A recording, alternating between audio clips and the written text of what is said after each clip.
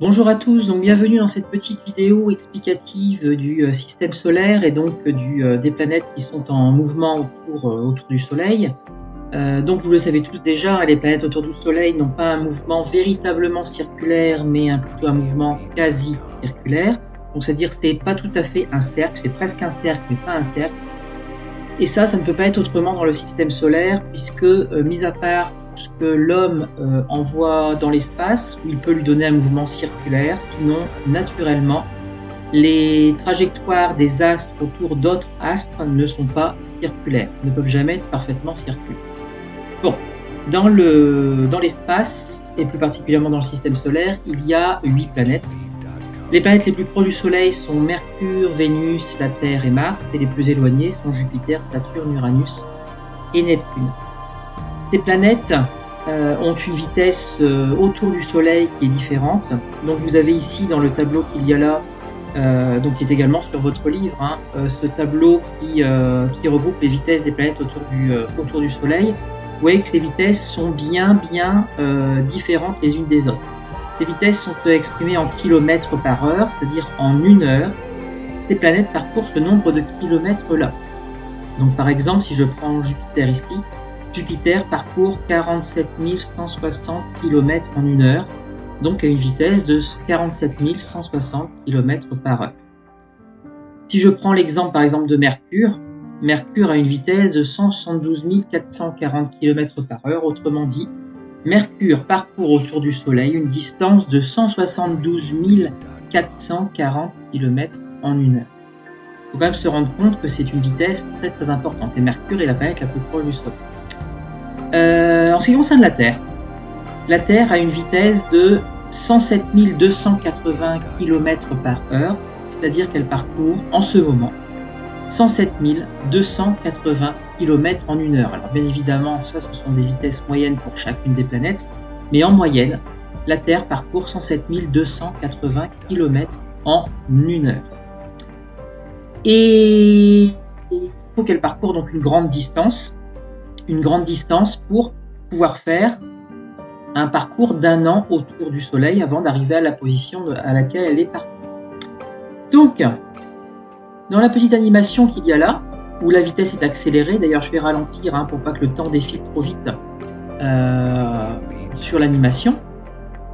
Donc là on arrive déjà bientôt à la deuxième année sur l'animation. Donc la vitesse ici sur l'animation est accélérée exprès pour justement qu'on puisse voir les différentes vitesses des différentes planètes. Alors c'est pas trop compliqué de voir la vitesse et la planète Mercure bouger, puisqu'ici Mercure est la planète la plus proche du Soleil, se déplace assez rapidement, beaucoup plus rapidement que les autres planètes.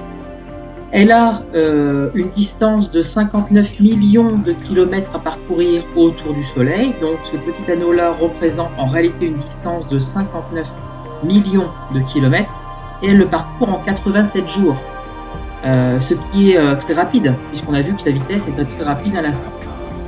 Si on prend la planète Vénus qui est ici, donc le petit anneau qui est ici, donc la planète Vénus parcourt 108 millions de kilomètres. Alors pourquoi c'est une plus grande distance? Parce qu'on voit très bien là qu'ici que la distance parcourue est plus grande, c'est un cercle plus grand.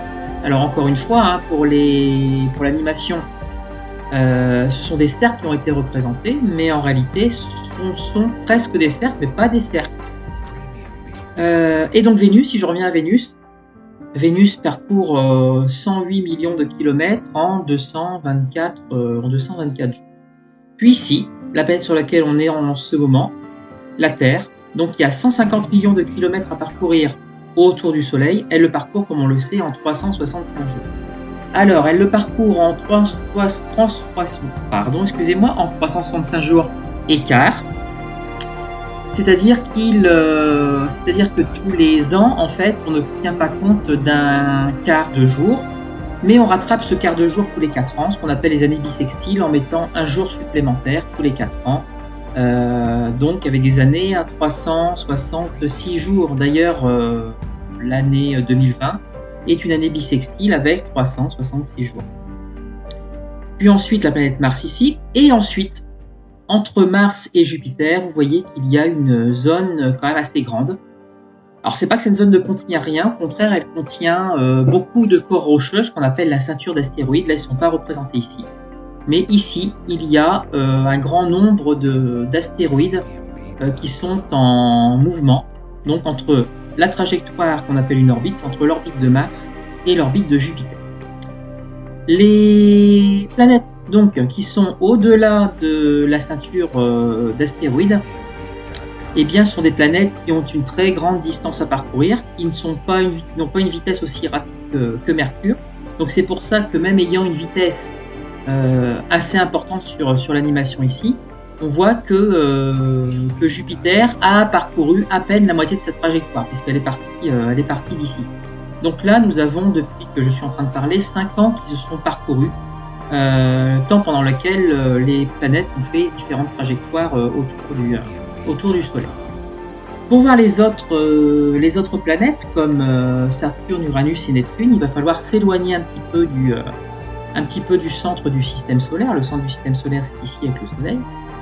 Et bien, si on s'en éloigne, on va commencer à voir, voilà, la trajectoire de Saturne. Donc ici, on a la trajectoire de Saturne. Bien évidemment, les planètes les plus proches du Soleil, on a du mal à distinguer de plus en plus leur trajectoire. Et je fais remarquer qu'à chaque fois qu'il y a une planète qui s'illumine, qui scintille, hein, c'est pas qu'elle scintille en réalité, c'est qu'elle a fait un tour complet autour du Soleil. Donc c'est Mercure qui le fait donc le plus souvent. Et donc Saturne a une distance de 1425 millions de kilomètres à parcourir, donc là on la voit à peine bouger. Et c'est encore pire pour Uranus, et encore pire pour Neptune. Neptune, on ne la voit quasiment pas bouger. Les planètes les plus au centre, donc, sont là, on voit que c'est un petit peu un fouillis. Bah oui, parce on est très très loin si on se place par rapport à l'observateur, qui nous sommes là en train de regarder ce qui se passe dans l'univers, même au-dessus de Neptune. Eh bien, on remarque que les planètes sont très serrées, comme quoi le point de vue de l'observateur est très important. Donc Neptune ici, qu'on voit à peine bouger, puisque Neptune, je vous rappelle, est parti d'ici, il ne parcouru que ça, alors que Mercure a fait déjà des dizaines de tours autour du Soleil depuis ce temps-là. Donc si on veut voir Neptune bouger, il va falloir accélérer le temps. Donc l'animation permet de le faire. Donc ici, je peux accélérer le temps. Et donc si on accélère le temps, on voit Neptune bouger. Et bien évidemment, si Neptune, on la voit bouger, les planètes qu'il y a plus à l'intérieur, on les voit bouger très très rapidement. Et si on veut vraiment voir bouger Neptune à une vitesse suffisante pour pouvoir faire un tour complet autour du Soleil, les planètes qu'il y a à l'intérieur, hein, si je refais un petit zoom, on ne les voit pas se déplacer, hein, puisque l'œil ne permet pas de distinguer les différentes positions des planètes, tellement leur vitesse de rotation est importante. Bien. Et donc là, si je laisse parcourir Neptune jusqu'à temps qu'il revient à la position à laquelle il était au tout début de l'animation, voilà, ce qui va être fait dans quelques instants. Voilà. Là ici, je diminue la vitesse. Et bien là, il s'est parcouru 328 années. Autrement dit, le temps que met Mercure des milliers et des milliers de fois pour faire un tour autour du Soleil. Donc voilà. Donc cette petite animation, j'espère qu'elle vous a permis de comprendre un petit peu ce qui se passait dans le système solaire. Bien évidemment, dans le système solaire, il n'y a pas que le Soleil, il n'y a pas que les planètes. Il y a aussi les satellites naturels. Les satellites naturels, c'est les petits astres qui sont en mouvement autour des différentes planètes du système solaire. La Terre, on n'a qu'une, c'est la Lune. Par exemple, Jupiter, on a une soixantaine, ça dépend en fait de la planète dont il s'agit. Et puis il y a d'autres corps qui existent également, comme je vous disais, hein, il y a des astéroïdes, il y a également des comètes. Alors ça, ce sont des corps qui arrivent de très très loin dans l'univers, qui sont des corps glacés, qui arrivent à proximité du Soleil et qui sont attirés par le Soleil, donc qui, pendant l'espace de quelques instants, sont à proximité du Soleil et parfois suffisamment près pour qu'on puisse les observer de la Terre. Et puis, il y a d'autres astres également dans le système solaire dont on aura l'occasion de reparler. Et puis dans l'univers, hein, il y a également plein d'autres astres différents. Mais il ne faut surtout pas oublier que dans l'univers, tout est en mouvement, le Soleil y compris, puisque le Soleil, on le représente fixe dans une représentation du système solaire pour que ce soit pratique à représenter. Mais en réalité, le Soleil est lui également en mouvement. J'espère que cette vidéo vous a bien aidé, j'espère que cette vidéo vous a plu. Et je vous dis donc à bientôt, très certainement, pour une nouvelle vidéo.